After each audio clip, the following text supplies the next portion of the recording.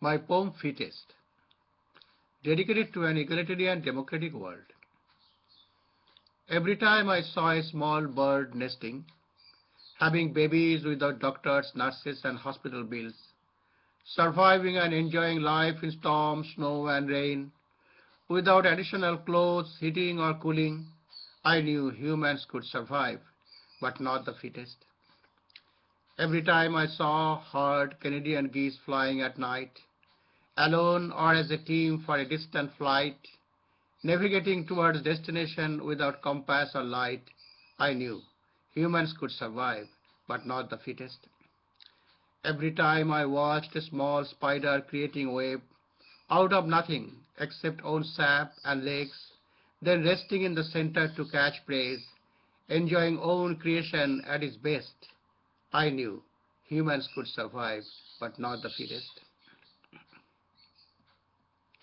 Every time a seed germinated in soil or water, grew as plant or trees withstanding disasters, shed leaves for the winter only to be reborn in vigor, I knew humans could survive, but not the fittest.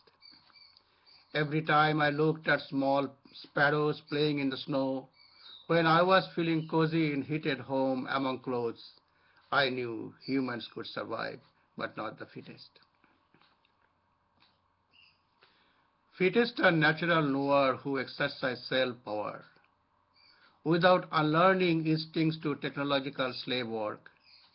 Endless dependency only makes humans enslaved and weaker as generations strive for expensive and competitive future.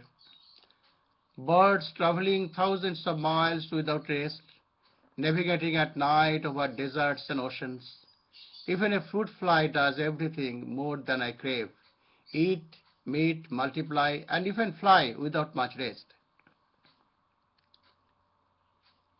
After I leave, many animals and birds will outlive me. Shrubs and trees I planted would be surviving and surfing merrily, without disturbing and destroying natural harmony, of course, if they are not victim of modern industry.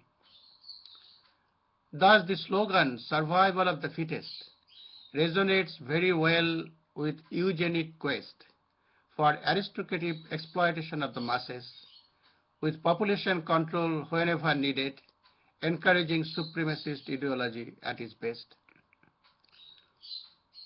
Darwin's theory is flawed with fundamental mistake, yet remains unchallenged in royal heritage, discovered while traveling on Royal HMS Beagle, collecting samples from American and African islands, hypothesized in Origin of Species, the survival of the fittest, without realizing evolution doesn't leave any trace.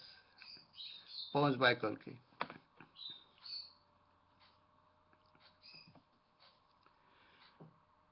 The ideology behind the axiomatic belief that leads to the systematic elimination of groups of people can be traced back to the work of Reverend Thomas Malthus, 1766 to 1834. Thomas Malthus, an employee of the British East India Company, had determined that the world was too small for mankind, that mankind's population needs to be scaled back artificially. Francis Galton, 1822 to 1911, the cousin of Charles Darwin, added to this theory on the strength of Darwin's theory of evolution by proposing that the culling of the humanity should logically begin by eliminating the weakest elements of the society, such as the poor, the sick, the primitive elements, etc. His proposition became the doctrine of eugenics, which in turn was used by many agencies to shape the axioms of humanity to enable large-scale murder, like World War and War on Terror. God bless all citizens. God bless our world.